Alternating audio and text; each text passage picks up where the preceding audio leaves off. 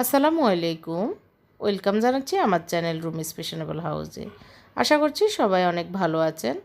কামনাও করি তাই সবাই অনেক বেশি সুস্থ থাকেন, ভালো থাকেন। আমিও আল্লাহর রহমতে এবং আপনাদের দোয়া মতো মোটামুটি ভালোই আছি। যদিও অনেক ব্যস্ততা যাচ্ছে, ব্যস্ততার মাঝে মা, বাবা এসেছে, বোন এসেছে। হঠাৎ করে এসে আমাকে আমার বোন গত রাতে সারপ্রাইজ দিয়ে দিল। তো এখন সকালবেলা আমার হাজব্যান্ড ফজর নামাজের পর হাঁটতে গিয়ে হাঁটা শেষ করে আসার পথে এই যে বাজারগুলো নিয়ে এসেছে, দেখতেই পেরেছেন। তো তার আগ দিয়ে আমি কিন্তু এই যে বাসায় যে সবজিগুলো ছিল, মাছ মাংস ছিল, সেগুলো আমি রেডি করে নিয়েছি। সকাল সকাল রান্না বান্না করে ফেললে আসলে আর বেশি একটা সারাদিন কাজ থাকে না, তখন অন্যান্য অতিরিক্ত কাজগুলো করা যায় সারাদিন। আর সকালবেলা যদি না করা হয়, ভাত রান্নাটা যদি থেকে যায়, মানে ভাত তরকারি রান্না, তো মনে হয় যে সারাদিনই আসলে কাজ করতেছি। তো আমি নাস্তা রেডি করতে করতে আসলে রান্নাটাও করে নিব। এইভাবে আমি আজকে অনেক বছর থেকে করে আসতেছি। তো আমি গরুর মাংসগুলো ঢেলে নিচ্ছি, একটু দেখতেছি যে কুটা লাগবে কি না। অনেক সময় ছোট ছোট করে কুটা থাকলে আর নতুন করে কুটতে হয় না। তো দেখলাম যে না, আসলে বড়ই টুকরা, বেশি ছোটো না, তো কুটা লাগবে। তো আমি আসলে মুরগির মাংস ভিজিয়ে ওটাও কুটে নিয়েছি, আর মাছ ভিজিয়েছি, মাছ দিয়ে একটু শিম রান্না করব। তো যেহেতু আমরা ডায়েট করতেছি, গরুর মাংস খাওয়া যাবে মানে সরিষার তেল বা অলিভ অয়েল দিয়ে রান্না করে, আর সবজি সহ যে কোনো কিছুই খাওয়া যাবে, শুধু ভাত রুটি ছাড়া আর কি। তো আপনারা যারা ডাক্তার জাহাঙ্গীর সাহেবের ডায়েট ফলো করেছেন বা করতেছেন, তারা এই বিষয়ে অনেক মোটামুটি অবগত আছেন, এটা আর বলার কিছু রাখে না। তো সবাই অনেকেই উপকার পেয়েছেন। এদিক দিয়ে এই যে গত রাত্রে আপা হ্যাঁ শিং মাছ এনেছিল, সেগুলো কিছু রয়ে গিয়েছে, ভাত বসিয়েছি। মানে এগুলো কুটার সাথে সাথে কিন্তু আমি কুটার আগ দিয়ে এগুলো বসিয়ে তারপর কুটে কাটে এগুলো রেডি করে নিয়েছি। যে ডাল বসিয়েছি, ভাজি বসিয়ে দিয়েছি রুটির সাথে খাওয়ার জন্য। এখনও সকালবেলা আসলে কেউ উঠেছে কেউ উঠে নাই এরকমই। তো হ্যাঁ, বাজিটা হচ্ছে শিম দিয়ে একটুখানি অল্প একটু আলু দিয়েছি, নতুন আলু। তো বাচ্চারাও খাবে, আমরা হয়তো খাবো, না হয় না খাবো, কিন্তু রুটি দিয়ে ছেলেরা মেয়েরা আছে, বোনের মেয়ে। তো সব মিলিয়ে মানে বাবা আছে, বাবা আবার ডায়েট, যদিও এমনি নর্মালি করতেছে, ডায়াবেটিসের রোগী, তবে স্ট্রিক্টলি মানেন না আর কি। উনি আসলে এমনি হাঁটেন নর্মালি যেটা।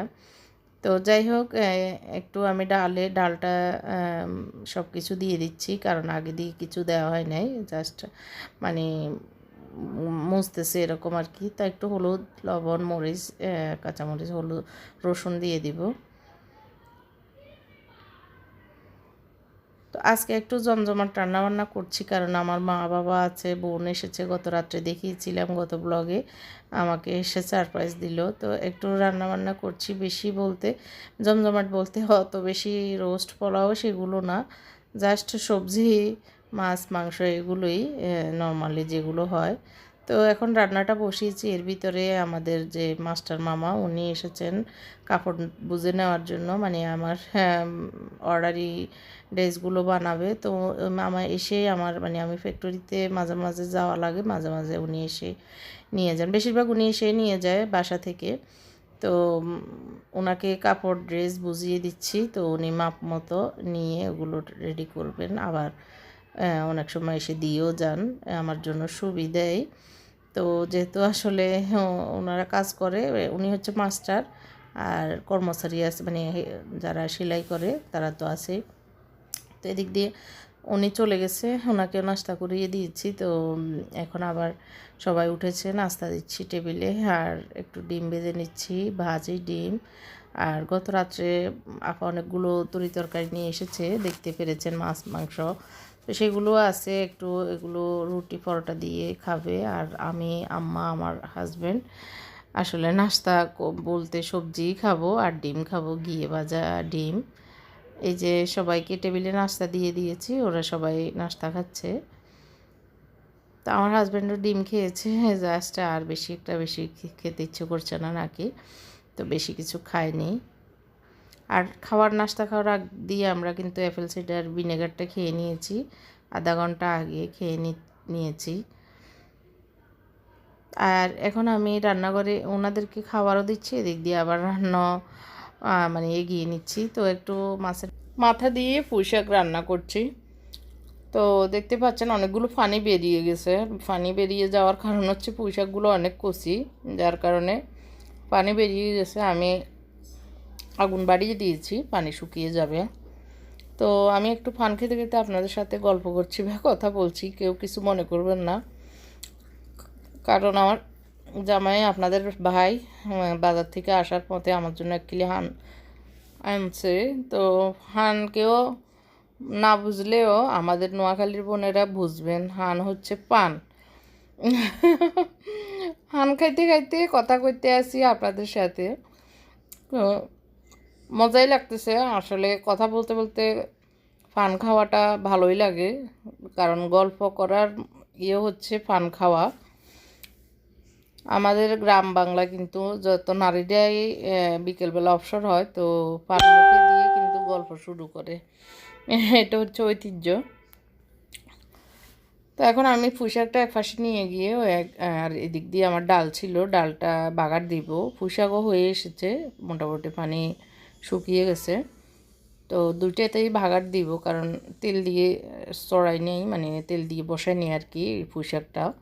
তো আমি একটু বেশি করে দিয়ে একটু তেল আর পেঁয়াজ দিয়ে 2 ভাগে দিয়ে দিব। আর দেখতে পেরেছেন অলিভ অয়েল দিয়ে আর একটুখানি আমি সরিষার তেল দিয়েছি, দিয়ে এগুলো দুইটাই বাগার দিব, পুঁই শাক এবং ডালটা আর কি। তো আমাদের আসলে ডায়েট চার্টে ডালও খাওয়ার নিষেধ, সব ধরনের ডাল, কোনো ধরনের ডালই খাওয়া যাবে না। তো আমার বাবা আসলে ডাল ছাড়া ভাত খায় না, আমার বাবা এবং আমার ছোটো ভাই, তো ওদের জন্যই ডাল রান্না।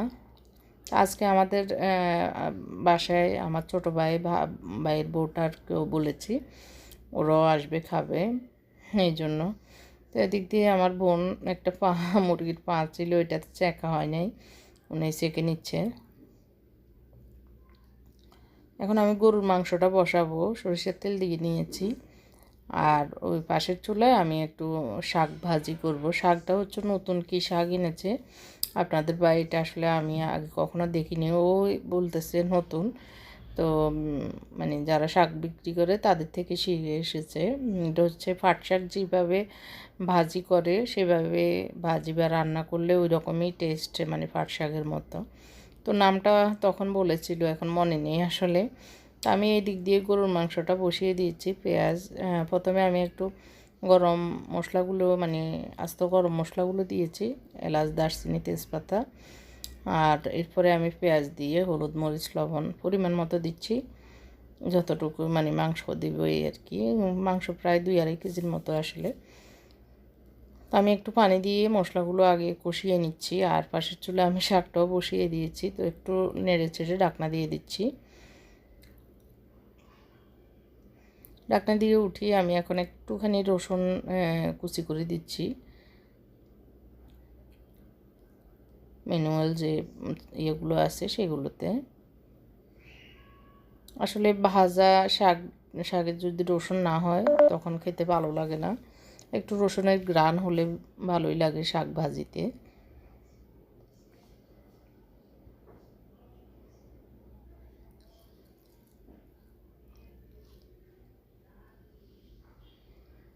তো আমার যে মাংসগুলো বসিয়েছি সেগুলোতে আসলে মাংসের মশলা দিইনি এতক্ষণ, তো আসলে সময়ের অভাবে নিজে মাংসের মশলাগুলো করা হচ্ছে না, ইদানিং রাঁধুনি মাংসের মশলা দিয়ে রান্না করছি। তো আমি একটুখানি রাঁধুনি মাংসের মশলা এবং আমার বাসায় জিরা এবং ধনিয়া পাউডার ছিল সেগুলো দিয়ে আর একটু গরম মশলা পাউডারও দিয়েছি, দিয়ে ভালো করে নেড়ে চেড়ে ভেজে নিয়ে তো এখন আমি মাংসগুলো দিয়ে দিচ্ছি।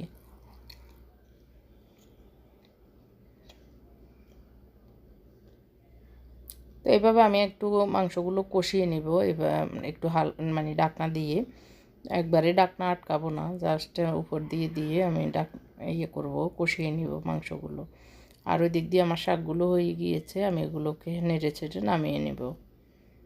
তো একদমই পাট শাকের মতোই মনে হচ্ছে, একটু লবণ কম মনে হয়েছে, এই জন্য একটু লবণও দিয়ে দিয়েছি।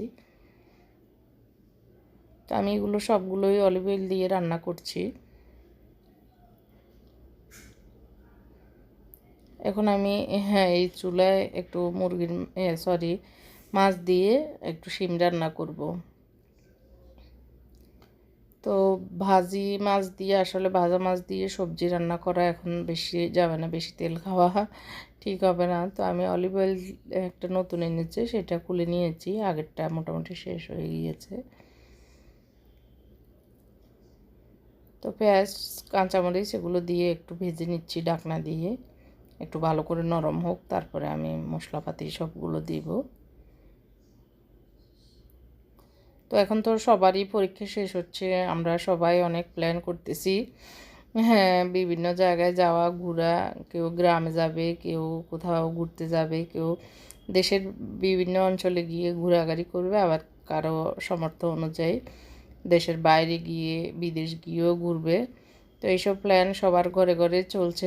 সবাইকে আল্লাহ সুস্থতা দান করুক আর সবার মনের আশা পূর্ণ করুক, এই দোয়া করি। আসলে আমরা অনেক কিছুই অনেক সময় ভাবি, চিন্তা করি বা করব মনে করি, কিন্তু আল্লাহর পক্ষ থেকে সেটা যদি না হয়, মানে ফয়সালা না হয়, তখন কিন্তু যত প্ল্যানই থাকুক না কেন হয় না। আর সব সময় আল্লাহর সাহায্য নিয়ে বা আল্লাহর নিয়ে সাহায্য নিয়ে করলে সেটা বেশি মঙ্গলজনক হয়। আর অনেক সময় অনেক কিছু আমরা আকাঙ্ক্ষা করি, সেটা হয় না, তখন কিন্তু মন খারাপ হয়। তখন আমাদেরকে মনে করতে হবে যে আসলে এটা আমাদের জন্য, মানে এই যাওয়াটা বা এই ইয়েটা আমাদের জন্য মঙ্গলজনক ছিল না, এই জন্যই আল্লাহ আমাদের জন্য নসিবে রাখেনি। এটা মনে করলেই কিন্তু শান্তি, আল্লাহর উপর ভরসা করাটা আর কি। তো আমি মাছগুলো কষিয়ে নিয়েছি একটু পানি দিয়ে, তো উঠিয়ে নিচ্ছি, একটু শিম দিব, শিম দিয়ে রান্না করব মাছগুলো। তো এইভাবে রান্না করে নিচ্ছি যেন তেল বেশি না খরচ হয়, মানে খরচ বলতে মানে খাওয়া না হয় আর কি। ভেজে তারপরে শিম রান্না করলেও করা যেত, জাস্ট আমি এইভাবে করে নিচ্ছি। তো মাছগুলো ভেঙে যাবে যদি আমি একসাথে শিমের সাথে দিয়ে, এই জন্য মাছগুলো উঠিয়ে নিয়েছি। তো এখন শিমগুলো দিয়ে দিচ্ছি। তো আমাদের 2-3 বেলায় আমরা সবজিই খাচ্ছি। আমরা যখন হাজব্যান্ড ওয়াইফ দুজনে ছিলাম এতদিন, মানে দুবেলাই খেয়েছি, একটু 11টা-12টার দিকেই নাস্তা করেছি আর একবারে সন্ধ্যায় খেয়েছি। তো এখন আম্মা বাবা যেহেতু এসেছে, মানে আপা সহ, তো দুপুরে আমাদের খাওয়া হচ্ছে, কারণ মানে সবজিগুলো খাওয়া হচ্ছে আর কি। সবাই মিলে খেতে আসলে ভালোই লাগে, একা একা যত কিছু ভালো লাগে না। তো এই যে হ্যাঁ, মাংসগুলো মোটামুটি কষানো হয়ে গিয়েছে, আমি এখন ঢাকনাটা আটকিয়ে দিব। অনেকগুলো পানি বেরিয়ে গেছে মাংসের গায়ে থেকে। আর যে কোনো কিছুই আসলে ফ্রেশ যত মজা, আর ফ্রিজে রেখে খেতে তত বেশি মজা নেই। আজকের এই মাংসগুলো দেখতে অনেক মানে সুন্দর লেগেছে, খুবই ফ্রেশ এবং তাজা। তো আমার এই যে রান্না শাক হয়েছে, মাছগুলো এবার উঠিয়ে নিয়েছি, শাক ভাজি করে রেখেছি, আর হচ্ছে মুরগির মাংস রান্না করব একটু পরে। আর এই দিক দিয়েও আমি গুছিয়ে নিচ্ছি, রান্না করতে করতে বাকি কাজগুলো করে নিচ্ছি আর কি।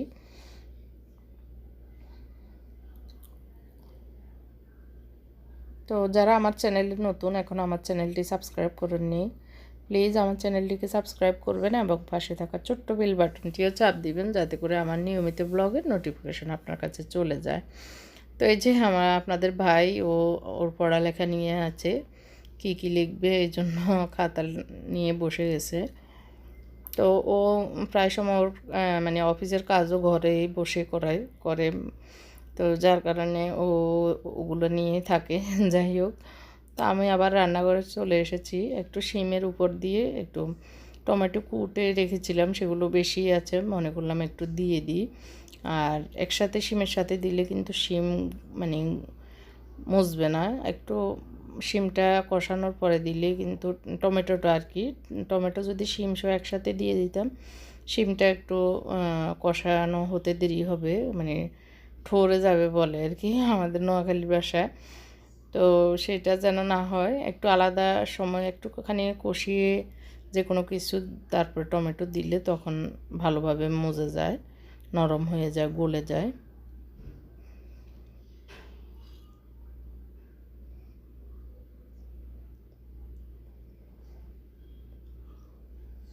তো এখন আমি 1 কাপ পানি দিয়ে দিয়েছি, এখন ঢাকনা দিয়ে দিব। তো আমার মোটামুটি কষানো হয়ে গিয়েছে, এখন আমি মাছগুলো দিয়ে দিব।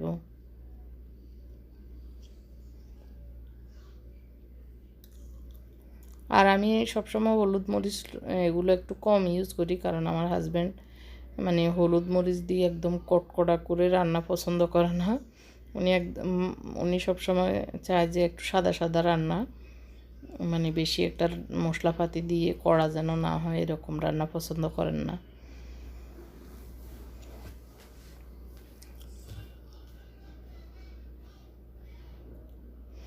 তো কে কোথায় প্ল্যান করতেছেন, কোথায় যাবেন আমাকে কমেন্ট করে জানাবেন। আসলে সবারই তো প্ল্যান আগে থেকে থাকে। তো আমাদের একটু সাজে না কি যেন এটা বলে আসলে, এটাতে যাওয়ার ইচ্ছা আছে। দেখা যাক, যদি সব মিলিয়ে ভালো থাকে যাব না। আমার বড় ছেলে মুবাশির, ওরও পরীক্ষা 20 তারিখে শেষ হবে। ও আসতে চেয়েছিল, কিন্তু এত বেশি এবারে টিকিটের ক্রাইসিস, যার কারণে ওর আসাটা আসলে ক্যান্সেল হয়ে গিয়েছে। তো আমার সিমটা হয়ে গিয়েছে, ওটাকে আমি ধনিয়া পাতা দিয়ে নামিয়ে নিয়েছি। তো আর যেহেতু আমি তেল কষিয়ে রান্না করেছি, আর এটাতে তেল দিতে হবে না। তো এগুলো রান্না বান্না তো শেষ, এখন আমরা বেরিয়ে যাচ্ছি। ভাত খাবে আমার বোন সহ, আমার বাবা বোনে বেড়ে দিবে, তো ওনারা খাবে আমি বলে বেরিয়ে গিয়েছি, আপনাদের ভাই সহ। তো বেরিয়ে গিয়েছি, একটু বাইরে কাজ ছিল সে কারণে। তো এখন এই যে ফোনতে যাচ্ছি, দেখতেছি অনেক বিশাল লাইন ধরে আছে এই যে পেঁয়াজের জন্য। তো দেখে মানে আসলে সবাই যে কত কষ্টে আছে, এত কষ্ট করেও কিন্তু লাইন ধরে পেঁয়াজ নিচ্ছে। মানে আমাদের দেশের পেঁয়াজের ক্রাইসিসের কারণে আসলে এই অবস্থা হলো। আজকে আমার শোরুমে আমার আম্মা এবং আমার বোন ফার্স্ট টাইম এসেছে। তো আলহামদুলিল্লাহ আমি অনেক খুশি, অনেক খুশি। তো আমার ভাইয়ের বউ, ছোট বউ হচ্ছে আমাদের তামান্না, ও আমাদের জন্য কিছু খাবার পাঠিয়েছে আমাদের শপে। তো একটু সেটা শেয়ার করার জন্য। আর আসেনি, এই প্রথম আসলো আমার বোন সহ। তো আমার খুবই ভালো লাগতেছে, তো ওনাদের সাথে কথা বলতেছি। হ্যাঁ, আর এই যে আমার আম্মা এবং আমার আপা, এটা আমার বড় বোন আর আমার আম্মা, এটা আমাদের পাড়িয়ে। তো ওরা আসলে ফুচকা আনিয়েছি, ফুচকার চটপটি ওগুলোও খেয়েছে। তো এরপরে কিন্তু এই যে আমাদের দেশি এটাকে বলে কি যেন পান্তুয়া পিঠা মনে হয়, আর হচ্ছে নুডলস। তো এই তো আরও কিছু ঝাল পিঠা। তো এটা আমাদের দেশি কিন্তু অনেক, হ্যাঁ, ফেভারিট। আমাদের দেশে মেহমান আসলে কিন্তু এই পিঠা সবাই সবাই কিন্তু এই পিঠা বানায়, খুবই দেখতেও ভালো লাগে, খেতেও অনেক টেস্ট। তো এখানে জাল পিঠা আর হচ্ছে সুজির পিঠা, দুই রকমের, একটা হচ্ছে পাতাকপির পাকোড়া আর একটা হচ্ছে সুজির পিঠা। তো এগুলো পাঠিয়েছে আমাদের জন্য। তো তামান্নাকে অসংখ্য ধন্যবাদ, ও কষ্ট করে, এখন ও অসুস্থ, তারপরেও কষ্ট করে আমাদের জন্য পাঠানোর জন্য। তো আমরা বসে গল্প করতেছি, যদিও সন্ধ্যার পরে একটু কাস্টমার থাকে, তারপরে আমার বোন এসেছে, ভালোই লাগতেছে এই আর কি। এর ভিতরে আমার বাবাও এসেছেন, আমার ছোটো ভাইয়ের দোকানে ছিল। তো এসেছেন দেখে আমি আমার চেয়ার ছেড়ে দিয়ে আমি আমার মা বোনের সাথে কথা বলতেছি। তো এই যে আমার শপের লোগোটা রিগালিয়া গার্ব, আর ও হচ্ছে আমার বোনের একমাত্র ছেলে। ওর নাম হচ্ছে মুয়াজ। মুয়াজ ক্লাস 8-এ এবার জিএসসি পরীক্ষা দিয়েছে। তো আমাদের মুয়াজের জন্য সবাই দোয়া করবেন। ও আমার বোনের 3 মেয়ে ছিল, তো মেয়ের পরে 12 বছর পরে মুয়াজ আল্লাহ পাক রব্বুল আলামিন নিয়ামত হিসেবে দিয়েছেন। তো আমার বোনের যেন চক্ষু শীতল করতে পারে সেই দোয়া করবেন। ও মাদ্রাসায় পড়ে, মাদ্রাসা থেকে পড়াশোনা, আল্লাহর মেহরবানিতে 5 ওয়াক্ত নামাজ পড়ে, কোরআন তেলাওয়াত করে। আল্লাহ যদি দুনিয়াবি সুশিক্ষার পাশাপাশি আখিরাতমুখী করে, এটাই হলো বড় পাওয়া। তো আমরা সবাই এখন বাসায় চলে এসেছি। এসে শপে প্রায় 9টা পর্যন্তই ছিলাম। এসে এখন সবাই একটু খাচ্ছি, গরুর মাংস, সবজি, ভাজি, এইসব আর কি। আর বাবাকে রুটি দিয়েছি, উনি তো ডায়াবেটিসের মানুষ। অনেক লং ভিডিও হয়েছে আসলে, এই জন্য দুঃখিত। আর যদি আজকের ভিডিওটি একটুখানি ভালো লেগে থাকে আমাকে কমেন্ট করে জানাবেন। আজকের ভিডিওতে কোন বিষয়টা বেশি ভালো লেগেছে সেটাও কিন্তু আমাকে কমেন্ট করে জানাবেন। তো সবাই অনেক বেশি ভালো থাকবেন, আপনাদের জন্য অনেক বেশি দোয়া এবং যারা পরীক্ষা দিবে তাদের জন্য শুভকামনা রেখেই আমার আজকের ব্লগটি শেষ করছি। সবাই অনেক ভালো থাকবেন। আর আমি যে রুটি বেঁচে গিয়েছিল সকালে, তো ওইগুলো চেকে আবার রেখে দিচ্ছি বক্সে। আগেরও ছিল, তো আমি এভাবে ইদানিং রাখছি, ভালোই এভাবে থাকছে। আগে আসলে পলি ব্যাগে রাখতাম বা কাগজে রাখতাম, ওটার চেয়ে এটা বেটার মনে হচ্ছে। তো এভাবে রেখে দিচ্ছি। সবাইকে ধন্যবাদ জানাচ্ছি এতক্ষণ আমার ভিডিওটি দেখার জন্য। সবাই ভালো থাকবেন। আল্লাহ হাফেজ। আসসালামু আলাইকুম।